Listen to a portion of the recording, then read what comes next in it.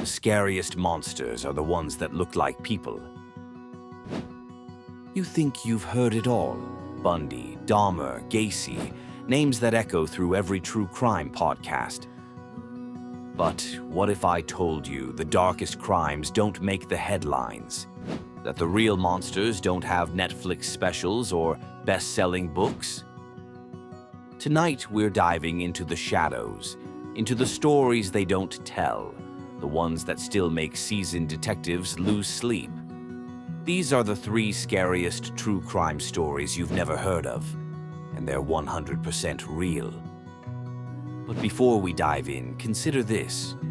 What ties these tales together isn't just blood or motive. It's what they leave behind. An absence of justice, a vacuum where truth should be. These aren't just crimes, they're voids.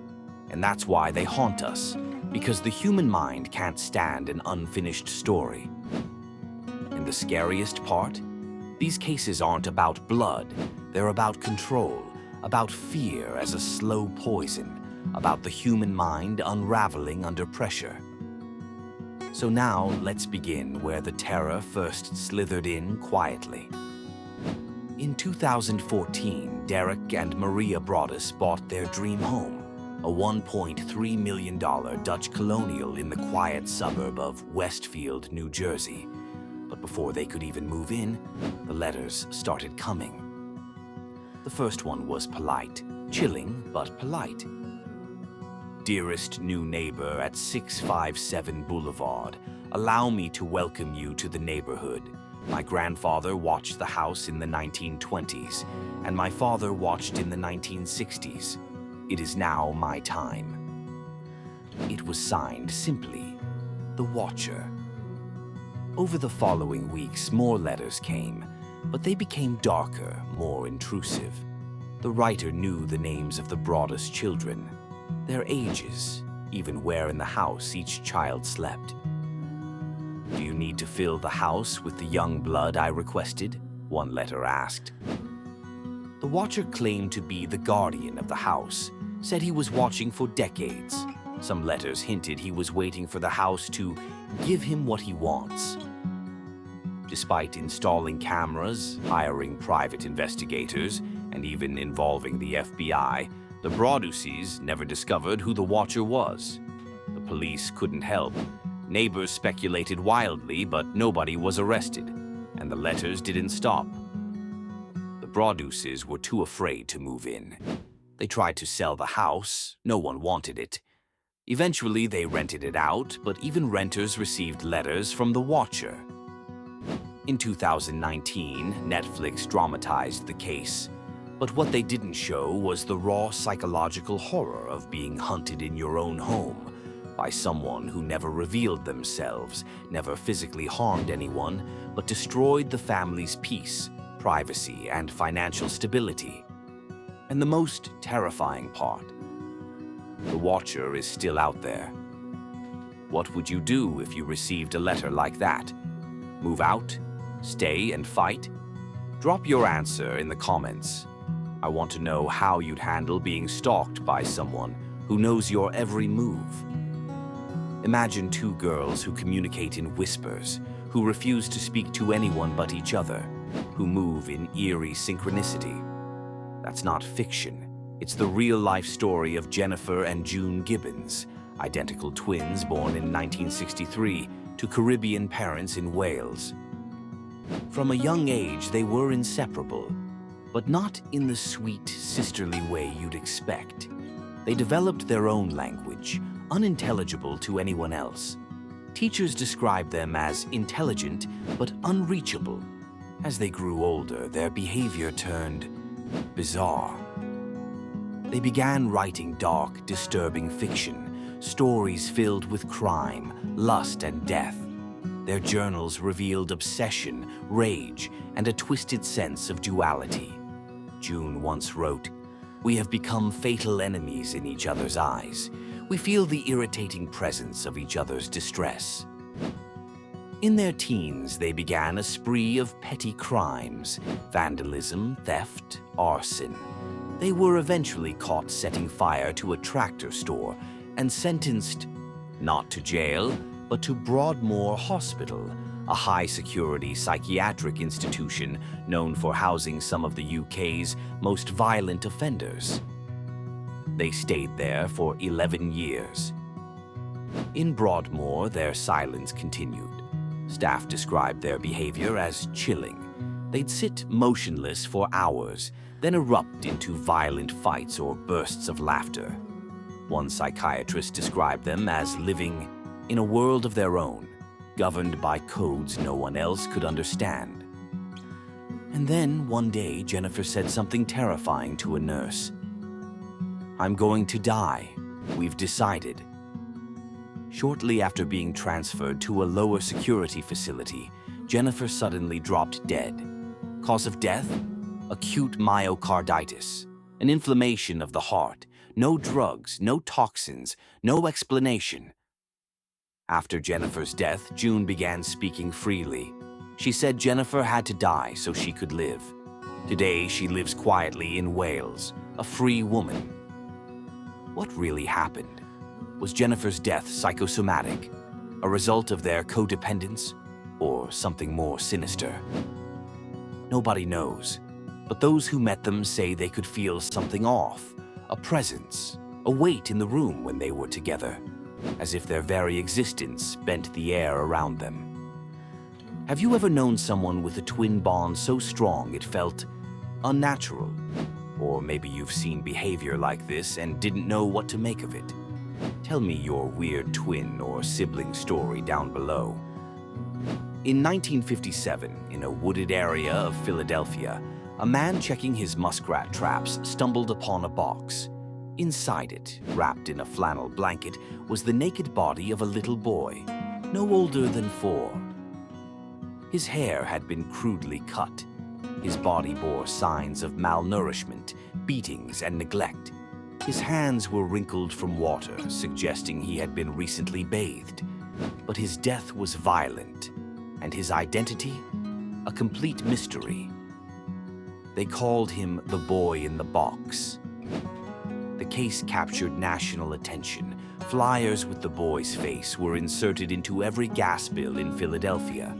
Police followed over 400 leads, runaway children, missing kids from other states, even theories of kidnapping by a carnival family.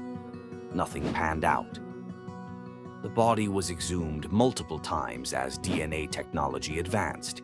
In 2022, yes, after 65 years, he was finally identified. Joseph Augustus Zarelli. But identifying him didn't solve the mystery. In fact, it only deepened it. His parents were still alive when he died. They never reported him missing. Why? Was he an unwanted child? A victim of abuse? Some believe he was born out of wedlock and hidden away. Others think he was rehomed unofficially and tortured to death by unrelated caretakers. But no arrests have ever been made. And although Joseph now has a name and a gravestone, his story remains a chilling reminder. A child can disappear in plain sight, and for decades nobody will come looking. This wasn't a ghost story. This was a little boy, beaten, discarded, and forgotten, until someone stumbled across a box. Unidentified for 65 years. Imagine that. Could there be another child like Joseph, still waiting to be found? If you've ever heard of a local cold case like this, comment the name. Let's bring light to the forgotten. There are thousands of cold cases like this, files collecting dust, stories untold. Want me to cover one from your area? Drop a name or link in the comments. Still with me? Then here's a bonus story, one that still baffles experts to this day. If you've made it this far, you're the kind of person who digs deep. So here's a reward. 2 stories that are weirder, darker, and almost impossible to explain. In 2008, in Australia, the Trump family, a mother, father, and their 3 adult children, abruptly fled their farm without warning. They left behind their phones, IDs, credit cards, and even their pets. They drove across the country in what can only be described as a shared psychotic break.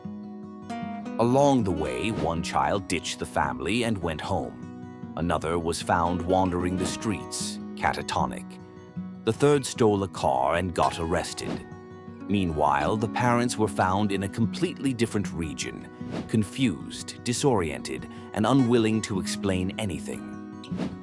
When finally reunited, the family offered no explanation for their behavior. Medical experts suggested folie à famille, a shared delusional disorder. But to this day, they've never spoken publicly about what they believed was chasing them. And then there's the case of the Eriksson twins. In 2008, identical twins Ursula and Sabina Eriksson caused a scene on the M6 motorway in England that looked straight out of a horror film. It started when they were spotted walking into traffic on the busy highway. Cameras caught both of them suddenly running into oncoming cars, being struck, and, shockingly, getting up afterward. They fought off emergency responders with superhuman strength. Ursula was critically injured, but Sabina, despite clear signs of psychosis, was released from police custody a few days later. Within 24 hours, she stabbed a man who offered her shelter and jumped off a bridge. She survived, and no one ever figured out what triggered the episode. Some say drugs, some say schizophrenia. Others whisper darker theories about mind control or a cult.